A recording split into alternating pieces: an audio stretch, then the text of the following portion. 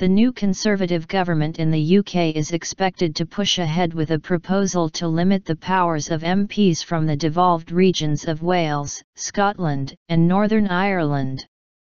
Philip Hammond, the Foreign Secretary under the previous government, said in a statement to the UK Parliament at the end of last year that the Conservatives will continue with plans to devolve more powers to Scotland and also press ahead with plans for English votes for English laws.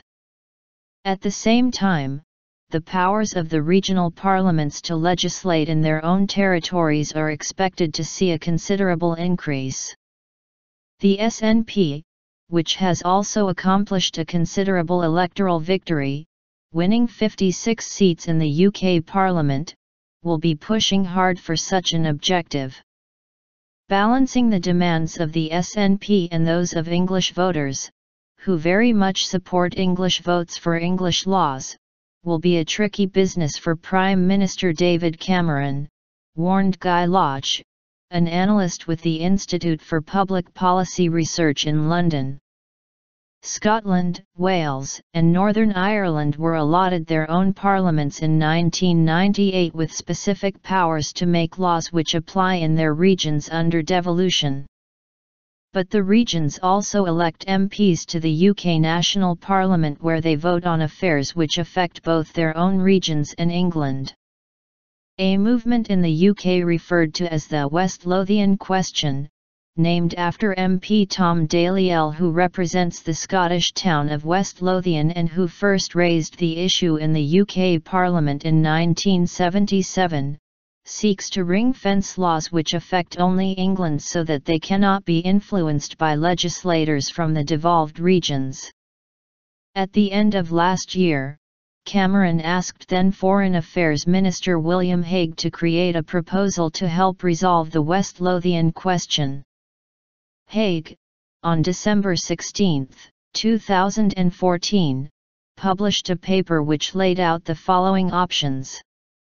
A decision would need to be made on how the principle of giving English MPs a greater say over English issues, or English and Welsh MPs a greater say over English and Welsh issues, could be applied in procedural terms. A mechanism would be needed to determine which legislation should be subject to any new procedures. Which MPs should be entitled to vote on England or England and Wales matters. There would be issues about whether the government would have a majority in votes on issues that have been ring-fenced. Parliament might consider whether the membership of select committees should reflect the extent to which the issues they address were devolved, for example with only English MPs serving on committees considering predominantly English issues, or English and Welsh MPs for predominantly English and Welsh issues. Alan Trench, a lawyer who is an expert on devolution issues, said, "By far, the most difficult issue is deciding which laws affect only England, and which ones will be applied to the entire UK."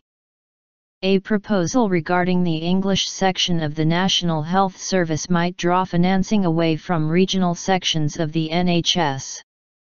There will be many technical issues of this kind that need to be resolved. Despite the technical obstacles that will have to be resolved, the new government will be obliged to take action on the issue, he said.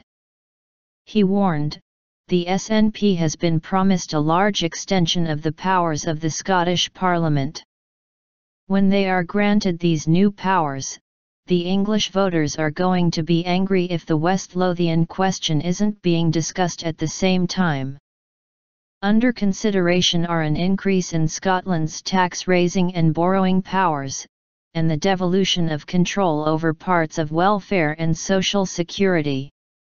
Under the Scotland Act 2012, from 2016 Scotland will already set its own income tax rate, raising £5.6 billion, $8.5 billion, worth of its own spending. In Wales, all the parties including senior figures in the Tory party are debating seeking more legislative powers, including control over policing, currently reserved to Westminster, and their first powers over tax raising. The Northern Ireland Assembly at Stormont already has wide-ranging, substantial autonomy, but has been pressing for control over corporation tax. All of this means that we are likely to see the government address the West Lothian question right at the start, Lodge added.